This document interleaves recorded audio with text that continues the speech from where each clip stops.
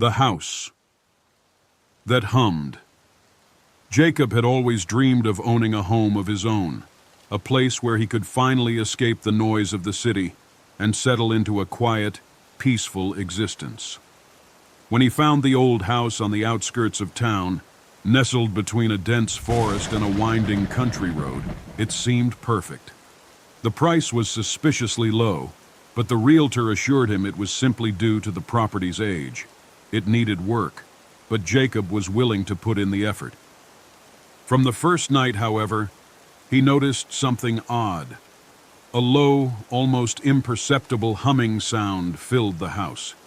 It was constant, neither growing nor fading, always present in the background like a distant electrical current. At first, he assumed it was the pipes, old wiring, or even the wind sneaking through unseen cracks. He dismissed it as the quirks of an aging house. Days passed, and the humming persisted.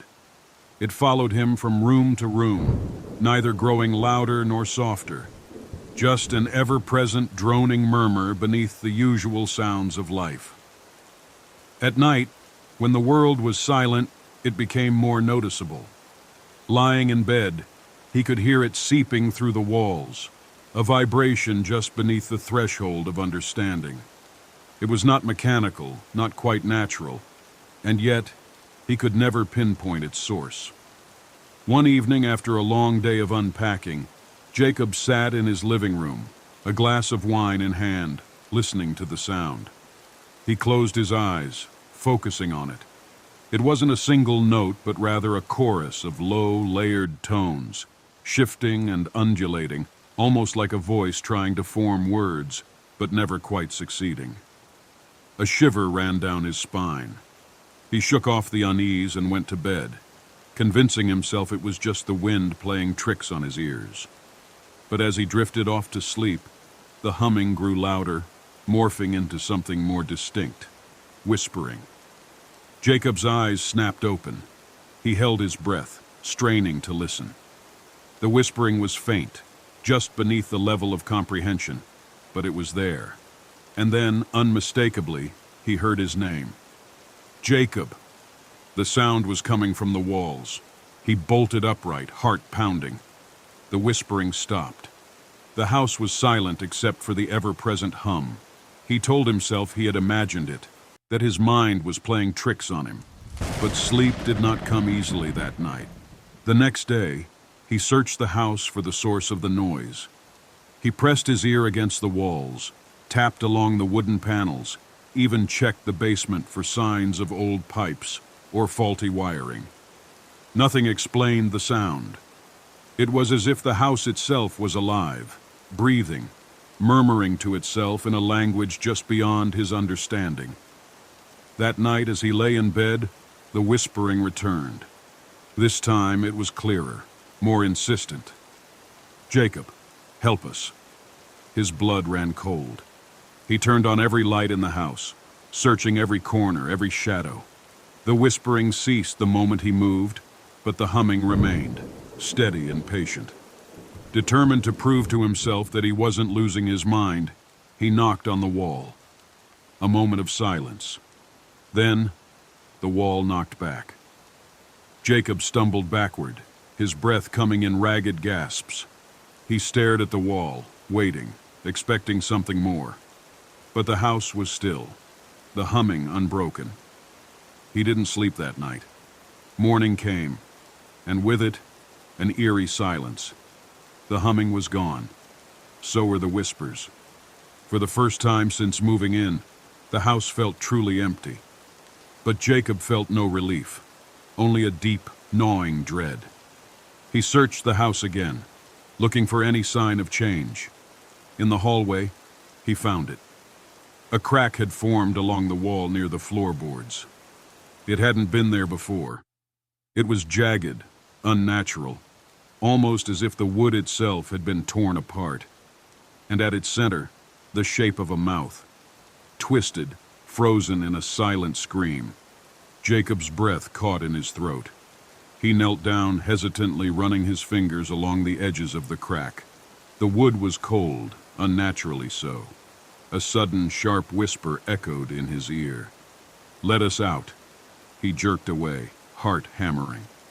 The whisper had been right beside him, as if someone had leaned in close to speak directly into his ear. Jacob knew then that he had made a terrible mistake in moving here. The house was not just old. It was not just strange. It was something else entirely. Something hungry. He packed his bags that night, determined to leave at first light. But as the hours passed, the house refused to remain silent. The whispering grew louder, the humming more insistent. Shadows twisted in the corners of his vision. The walls creaked and groaned, as if something inside them was stirring. Then, just past midnight, the walls began to breathe. Jacob watched in horror as the wooden panels expanded and contracted, as if the house itself was inhaling, exhaling. The crack in the hallway widened, the screaming mouth stretching open. A dark, glistening void yawned beyond it. A hand reached through. Jacob didn't wait to see more. He grabbed his keys, his bag, and ran. The front door, once so stubborn with age, swung open easily, as if the house was letting him go. As he stumbled into the night, he heard one final whisper, carried on the wind. "We will find you." Jacob never returned to the house. He sold it at a loss, never telling the next owner what he had experienced. But sometimes, in the quiet of the night, he still hears it, the faint, distant humming, just beneath the threshold of sound. The whispering reflection. Emma had always been drawn to antiques. She found solace in the weight of history, in the way objects carried the imprint of lives long past. So when she inherited her grandmother's full-length mirror, she placed it in her bedroom with a sense of reverence. It was an exquisite piece, its gilded frame adorned with intricate carvings of ivy and roses, the glass dark and polished to a sheen that seemed almost too deep. At first, she thought nothing of it. The mirror stood across from her bed, reflecting the dim glow of her bedside lamp. But on the first night, as she moved to turn off the light, she caught something strange, the barest hesitation in her reflection. It was subtle, almost imperceptible, but enough to make her pause. She shook her head. "I'm just imagining things." By the third night, unease had settled into her bones. Her reflection was wrong. It moved with her, yes, but something about it felt too fluid, too precise. And then, as she turned to leave the room, she saw it. Her reflection smiled. She had not. A cold sweat broke over her skin. She whipped around, expecting... what? That it would still be grinning? That it would move on its own? But it only stood there mirroring her wide-eyed terror. She barely slept that night. By the fifth night, she avoided looking into the mirror entirely. She draped a sheet over it, but in the dead of night, she swore she heard whispers curling from beneath the fabric, soft and insidious, just at the edge of understanding. On the seventh night, she woke to the sound of glass cracking. Heart hammering, she sat up. The sheet had fallen to the floor. The mirror stood exposed, its surface rippling like disturbed water. And then, her reflection stepped forward. Emma barely had time to scream before an invisible force yanked her toward the glass. Cold, suffocating darkness swallowed her whole. When she opened her eyes, she was standing inside the mirror. She pressed her hands against the glass, breath fogging up the surface. On the other side, her reflection. No, not her reflection. The other her. It turned, tilting its head as if testing its new body. Then, with a slow, deliberate smirk, it walked away. Emma pounded against the glass, screaming, but no sound escaped. The room beyond grew dim as her doppelganger turned off the light, leaving her trapped in the cold, silent abyss of the mirror. And then the whispers began again. Only this time, they were all around her. The days, or what she assumed were days, blurred into a timeless void. Emma wandered the confines of her prison, the world beyond the glass just out of reach. The whispers followed her, weaving through the air like tendrils of mist, unintelligible yet oppressive. She soon realized she was not alone. At first, she caught glimpses of them in the periphery, shadows shifting in the depths of the mirror, figures that melted into the darkness when she turned to face them. Then, one night, she awoke to find them standing close, their faces mere inches from hers. They were reflections, twisted, forgotten versions of people who had once stood before mirrors just like hers. Their eyes were hollow, their mouths stretched in silent screams. Some bore wounds, as if they had tried to claw their way free. Others were barely more than smudges, their features blurred as if time had erased their existence. Emma recoiled, pressing her back against the cold glass. The figures did not move, but she could feel their hunger, their desperation. She understood then. They had been trapped just as she was. And now they were waiting for her to fade, to become one of them. She would not let that happen.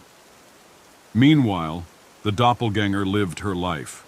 It wore her skin, spoke in her voice, laughed with her friends. But it was not Emma. It was something else, something cruel, something patient.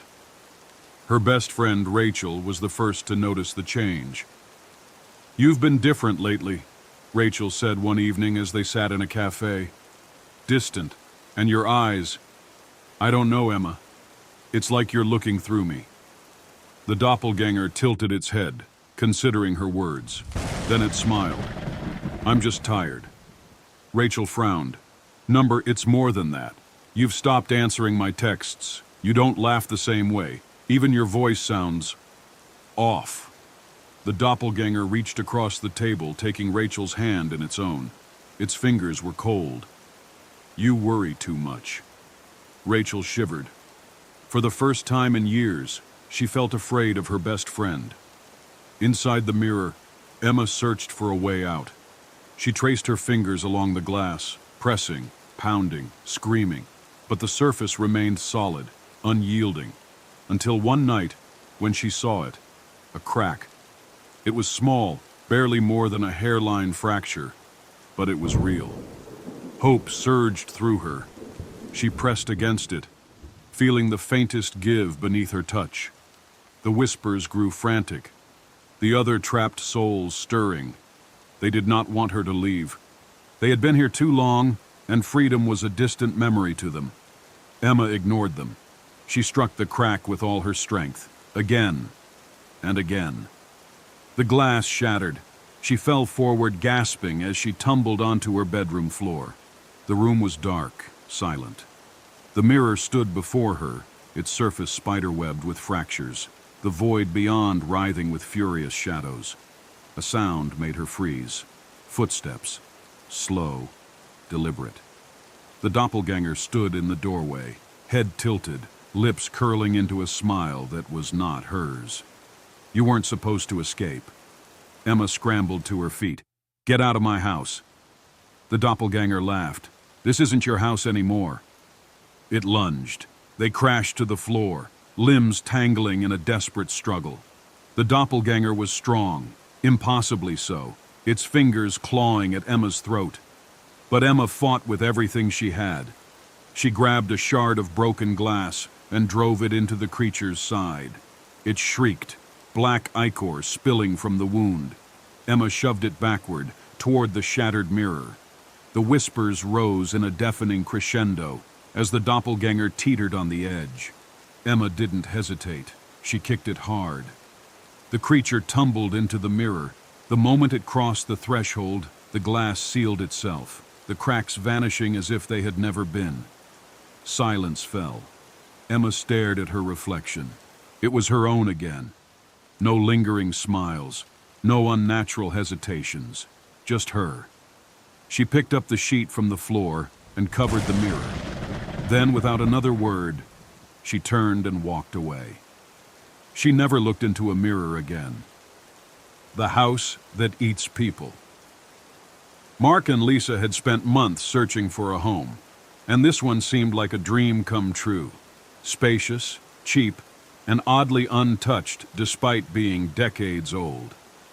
The real estate agent, a thin woman with nervous eyes, was eager to finalize the sale. "This house requires a certain kind of care," she had muttered, but when Lisa asked for details, the woman simply smiled and walked away. That first night, Mark awoke to a strange noise, something like a distant heartbeat. He shook it off as the old house settling. But by the second night, the noise was louder, almost rhythmic, and Lisa heard it too. By the third night, things got worse. Lisa went to the kitchen for a glass of water, only to find a long gash in the wooden floor, as if someone had been clawing at it from beneath. The moment she stepped closer, the floor pulsed. She gasped, stepping back. "Mark," she whispered, "come here." Mark, groggy, stumbled into the room. The second he stepped into the kitchen, the gash in the floor sealed shut, the wood smoothing over as if it had never been there. They didn't sleep that night. The next morning, Mark tried to convince Lisa it was just their imagination. But deep down, he wasn't sure. Then he found something terrifying. His wedding ring was missing. He was certain he had placed it on his nightstand the night before, but now it was nowhere to be found. That evening, the house demanded its first sacrifice. Lisa had just stepped out of the shower when she saw something horrible in the bathroom mirror. Her reflection was staring back at her, but it wasn't moving. Her real self had stepped back, but the reflection still stood frozen, wide-eyed. Then, slowly, it smiled. Lisa screamed.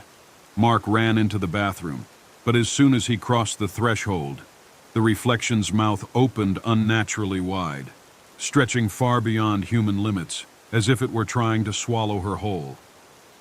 They packed their bags that night, but the house wasn't finished with them yet. The front door would not open. The windows were sealed shut. Mark grabbed a chair and smashed the living room window. Instead of shattering, the glass absorbed the impact, rippling like water. Then the floor opened up. Beneath their feet, the wood split apart, revealing a gaping, wet maw lined with jagged, splinter-like teeth. The heartbeat-like noise returned, louder than ever. The house was hungry. Lisa tripped, her legs slipping into the pit below. Mark grabbed her arms, pulling with everything he had, but the house was stronger. The floorboards stretched like tendrils, wrapping around Lisa's waist. "Don't let go!" she sobbed. Mark screamed, yanking her free at the last second. The moment her legs left the pit, the floor snapped shut, leaving no trace of what had just happened. Then the house spoke.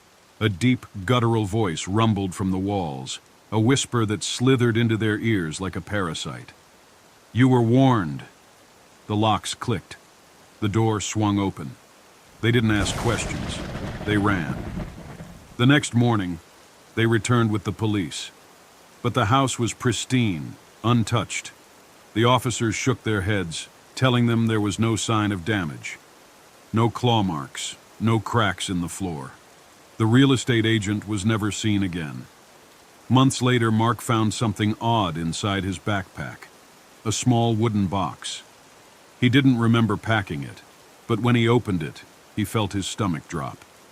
Inside was his missing wedding ring. And underneath it, a single human tooth, yellowed with age. The house was still watching, and it was still hungry. Mark couldn't stop staring at the tooth in the box. It was old, yellowed, and slightly cracked. It wasn't his, and it wasn't Lisa's. A chill crawled up his spine as he slammed the box shut, his hands trembling. Across the room, Lisa sat on the couch, dark circles under her eyes. She hadn't been sleeping well since they left the house. Every night, she dreamed of being pulled back into it, felt the floorboards split open beneath her, the walls closing in. Sometimes she woke up gasping for air, clutching her throat as if invisible hands were strangling her. They told themselves it was over. They wanted to believe it. But the house had never let them go. 3 nights later, Lisa woke up to find Mark standing in the living room, staring at something. His body was stiff, his hands limp at his sides. His eyes were fixed on the corner of the room. "Mark," she whispered. He didn't respond. She stepped closer and followed his gaze. There, in the corner, was a door that hadn't been there before. It was identical to the front door of the house they had escaped. Same faded wood, same brass handle, even the same number 313 carved into the top. A slow, cold dread spread through Lisa's body as she grabbed Mark's arm, pulling him away. "It followed us," Mark muttered, his voice hollow. Lisa didn't hesitate. She grabbed their car keys and yanked him toward the front door. "We're leaving, now." They ran out of the apartment, slamming the door behind them. But when they returned with the landlord and a maintenance worker, the strange door in the corner was gone. Nothing but a blank wall remained. Lisa didn't know whether to feel relieved or terrified. Mark stopped eating. He barely slept. He sat in silence for hours, eyes darting toward the walls as if listening to something Lisa couldn't hear. Then one night, she woke up alone. Her stomach twisted.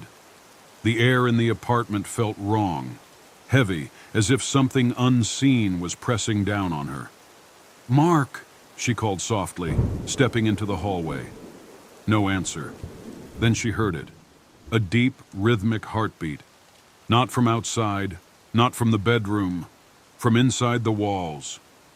She turned toward the sound, and her breath caught in her throat. The wall was breathing. The wallpaper expanded and contracted, pulsing in slow, sickening movements, as though lungs were hidden beneath it. Lisa stumbled back, bile rising in her throat. Then, in the silence, she heard something worse. Mark's voice, but not from the living room, not from outside, from inside the wall. "Lisa," his voice rasped, muffled by the drywall. "Help me. It won't let me go." Her vision blurred with panic as she pressed her hands against the wall, feeling warmth beneath her fingertips. The heartbeat sound grew louder, vibrating through the floor. Then she saw it. A small wooden box sitting on the coffee table. She didn't want to open it. She knew what she would find. But her hands moved on their own, trembling as she lifted the lid. Inside, a fresh tooth sat atop a small pool of blood. And next to it, Mark's wedding ring. Lisa didn't leave the apartment. She couldn't. She spent the next 3 days alone, locked inside, refusing to sleep. Mark was gone. Not missing. Not dead. Just erased. No one remembered him. Not his co-workers, not their friends, not even his parents. It was as if the house had erased him from existence. Desperate for answers, she checked the security footage from the night he disappeared. The grainy black and white video showed Mark standing in the living room at 3:33 a.m. He was just standing there. Then, without warning, he vanished. No struggle, no noise, just gone. Then the screen glitched. For exactly 6 seconds, the footage flickered. And in those 6 seconds, something moved across the room. A shadow. A doorway appeared on the screen. A door that wasn't supposed to be there. And before the footage cut out, something stepped through. Not Mark, not human. Something that looked at the camera and smiled. Then the screen went black. Lisa didn't move, didn't breathe. Somewhere in the silence of the apartment, the floorboards creaked. The house had never let them go. It was still here, and it was still hungry. She thought he was kissing her neck, but he wasn't. The honeymoon suite was dimly lit, its walls adorned with antique paintings, their subjects staring down with solemn expressions. A soft golden glow spilled from a bedside lamp, casting flickering shadows that made the room feel smaller than it was.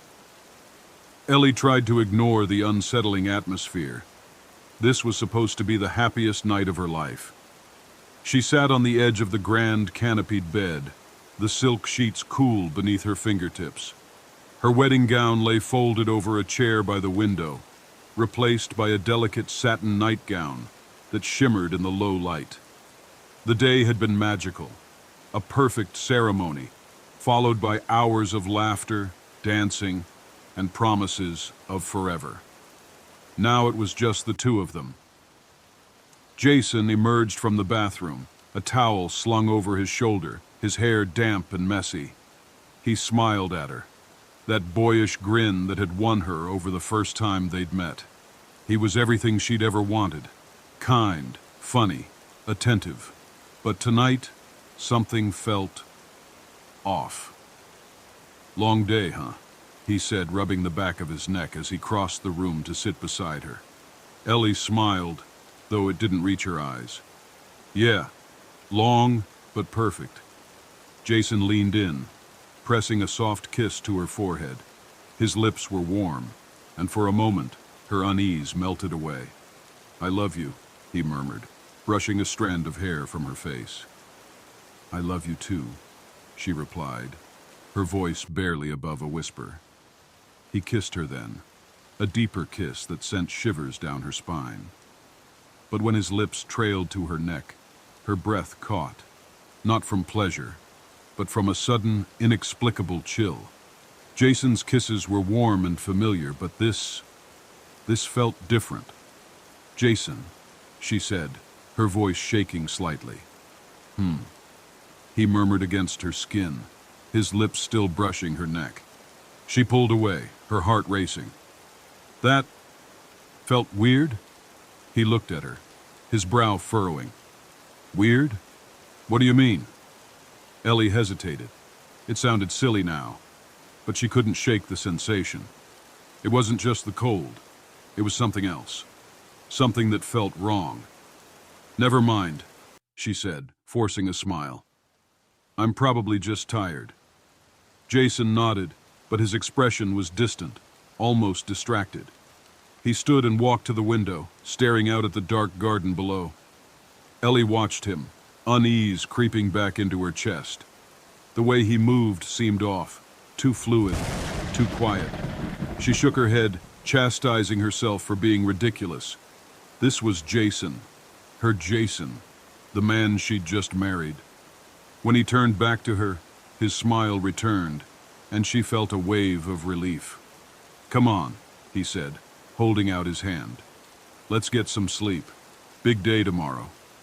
She took his hand, his fingers warm against hers, and let him lead her to the bed. Ellie woke in the middle of the night, a strange sensation pulling her from sleep. The room was dark, the bedside lamp turned off. She reached for Jason, but his side of the bed was empty, the sheets cool to the touch. "Jason?" she called softly, her voice breaking the oppressive silence. No answer. She sat up, her heart pounding. The room felt colder than before, and the shadows seemed to stretch further, pooling in the corners like ink. Then she felt it, a soft, feather-light touch against her neck. She froze, her breath catching in her throat. Jason. It had to be Jason. "Jason," she whispered, her voice trembling. The touch moved, trailing down her neck and across her shoulder. It wasn't Jason. It couldn't be. The sensation was icy, unnatural, and it sent a shiver through her entire body. Ellie turned her head, her movements slow and deliberate, as though any sudden motion would provoke whatever it was. Her breath hitched.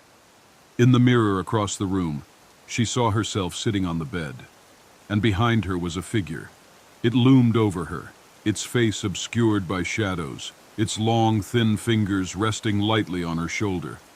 She couldn't see its eyes, but she could feel its gaze, piercing and unrelenting. Ellie's scream caught in her throat, a strangled gasp that barely escaped her lips. The figure leaned closer, its head dipping toward her neck, and then she felt it. cold, sharp teeth brushing against her skin. She bolted from the bed, her heart hammering as she scrambled to the corner of the room. The mirror was empty now, and the figure was gone. The door to the bathroom creaked open and Jason stepped out, his face etched with confusion. "Ellie, what's wrong?" She pointed to the bed, her hand trembling. There was something. It touched me. It was behind me. Jason frowned, glancing at the empty bed. "Ellie, there's nothing there." "I saw it," she insisted, tears streaming down her face. "It was in the mirror. It touched me. It was biting me." Jason crossed the room, pulling her into his arms. His touch was warm, steadying, but she couldn't stop shaking. "It's just nerves," he said softly. "The day was overwhelming. You're probably dreaming." Ellie wanted to believe him, but the icy sensation on her neck still lingered, and in her mind, she could still feel the teeth. Jason guided her back to bed, whispering reassurances as she lay stiffly under the covers. He wrapped an arm around her, holding her close. But as Ellie closed her eyes, she couldn't ignore the faint, metallic scent in the air, and the distant sound of breathing that didn't belong to either of them. Ellie lay rigid in the bed, Jason's arm draped around her. The room was silent now, save for the faint crackle of the fireplace across the room. She told herself it was over, that whatever she'd seen or felt was just her imagination. But deep down, she couldn't shake the sensation of icy fingers on her skin, the faint touch of teeth grazing her neck. Her eyes fluttered open. Jason's arm was still heavy around her, his breathing deep and steady. Yet something felt off. The air in the room was colder than before, and the shadows cast by the fire seemed darker, their edges sharper. She turned her head slightly, her gaze falling on the mirror across the room. Her heart stopped. The figure was back. It stood just behind her reflection, towering and unnatural, its face obscured by shadow. It didn't move, but its presence was suffocating. Ellie froze, afraid to blink, afraid to breathe. Slowly, she glanced down at the real Jason lying beside her. His face was calm, serene, but something felt wrong. The arm around her waist tightened slightly, and she felt her blood run cold. "Jason," she whispered, her voice barely audible. His breathing hitched for the briefest moment before returning to its steady rhythm. Her pulse raced as she slowly reached for his hand. It was warm, familiar, comforting. But when she looked at his face again, her stomach dropped. His lips were moving, not in a natural way, but in tiny, twitching motions, as if he were silently whispering something. "Jason?" she said again, her voice louder this time, tinged with fear. His lips stopped moving, and his eyes opened slowly. But the eyes that met hers weren't Jason's. They were dark, blacker than the shadows that filled the room, and they stared at her with an intensity that pinned her in place. The corners of his mouth curved into a smile, too wide, too sharp. "Ellie," he whispered, his voice layered with something else, a guttural undertone that made her skin crawl. She screamed, scrambling out of the bed and backing into the corner of the room. Jason, or whatever was wearing his face, sat up slowly, his movements unnaturally fluid. "What's wrong, love?" he asked, his voice dripping with mock concern. You're not Jason," she stammered, her back pressed against the wall. His head tilted and the smile widened. "Oh, but I am," he said, his tone almost playful. "I'm everything he is, and more." The figure in the mirror moved now, stepping closer to her reflection. She glanced back at it, then at the Jason thing in front of her, and a horrifying realization hit her. They were the same. The figure in the mirror, the thing wearing Jason's face. They were connected, two parts of the same nightmare. "What do you want?" Ellie whispered, tears streaming down her face. "Jason, or the thing pretending to be him, rose from the bed, its body too tall, its limbs stretching unnaturally as it moved. "I want you," it said simply. "You vowed to him, didn't you? To love and cherish? To be his forever?" Ellie shook her head, trembling. "That wasn't a vow to you." It laughed, a low, hollow sound that sent chills down her spine. "Ah, but I was there, watching, listening. You called for forever, and forever answered." Her hands found the edge of the bedside lamp, and without thinking, she hurled it at the creature. It shattered against its chest, shards of porcelain scattering across the floor. The thing didn't even flinch. "You can't run from me," it said, stepping closer. "You're bound to me now, Ellie. Forever." Desperation clawed at her mind. She darted for the door, her bare feet slipping on the cold floor. She yanked it open and sprinted into the hallway, her heart pounding in her ears. The corridor stretched endlessly before her, the flickering sconces casting eerie, shifting shadows. She glanced back and saw the creature standing in the doorway, watching her with that grotesque smile. "Run then," it called, its voice echoing unnaturally. "I'll find you. You can't escape what's already inside you." Ellie turned and ran, her breath coming in ragged gasps. Doors blurred past her as she sprinted, the hallway twisting and warping like a living thing. She didn't stop until she reached the end of the corridor, where an ornate staircase spiraled downward into darkness.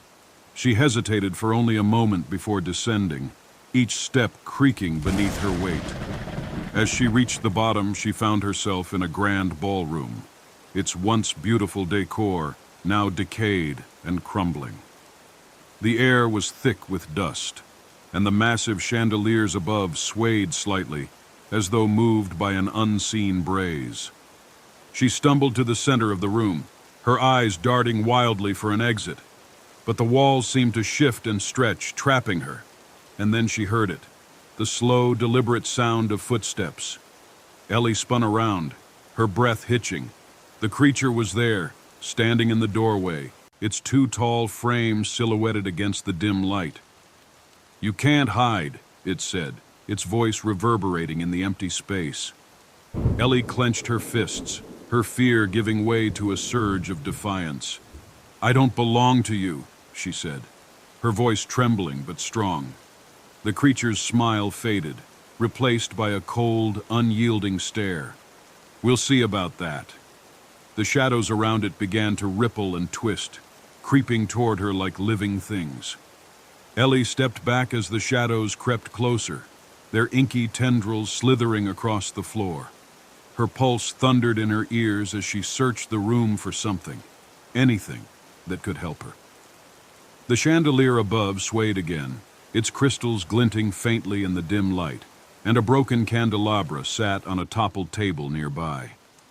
The creature stepped into the ballroom, its frame distorting unnaturally as it moved. It no longer bothered with the pretense of Jason's form. Its true self was emerging, a towering skeletal figure draped in shifting darkness, its face featureless except for those eyes, black, endless pits that bored into her.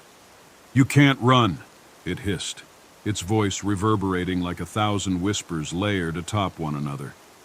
"You called me here. You promised me forever." Ellie's jaw tightened. "I didn't promise you anything." The creature tilted its head, its movements eerily fluid. "Oh, but you did," it said. "Every word of your vows, every ounce of your devotion, it called to me.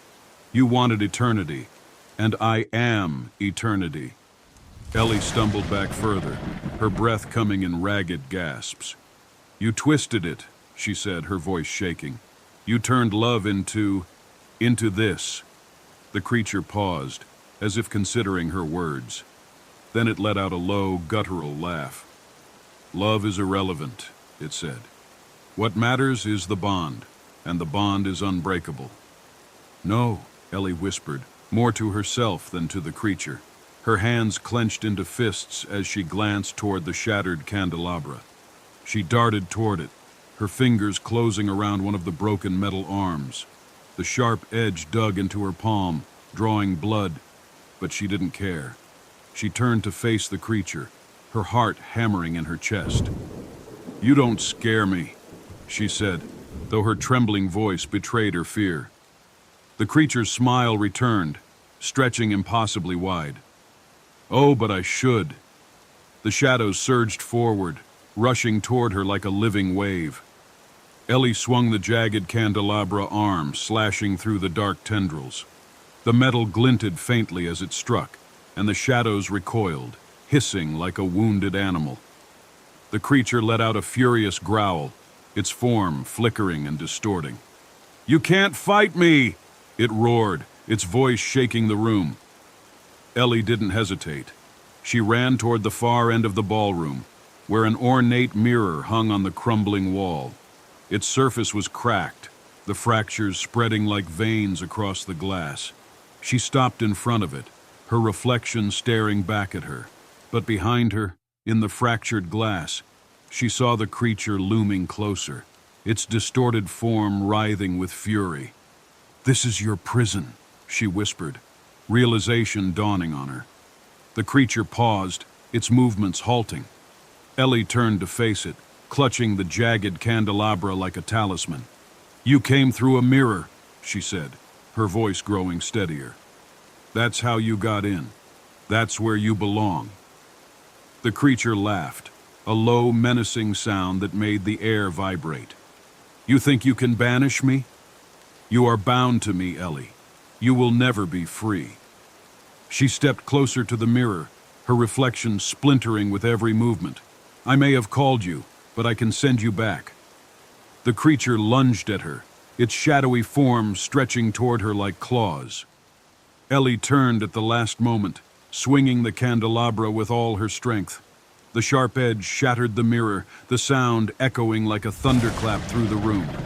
The creature let out an ear-piercing scream, its form flickering violently. The shadows recoiled, pulling back toward the fragments of the broken mirror. Ellie stumbled away, her chest heaving as the creature's body began to unravel, its dark essence spiraling into the shards of glass on the floor. "You can't," it hissed, its voice growing weaker, fractured. "This isn't over." With one final guttural roar, the creature collapsed into the fragments, its form dissipating like smoke. The room fell silent. Ellie dropped the candelabra, her trembling hands covering her face as she sank to her knees. The air felt lighter now, the oppressive weight gone. Behind her she heard a faint sound, a soft, familiar voice. "Ellie?" She turned, her breath catching.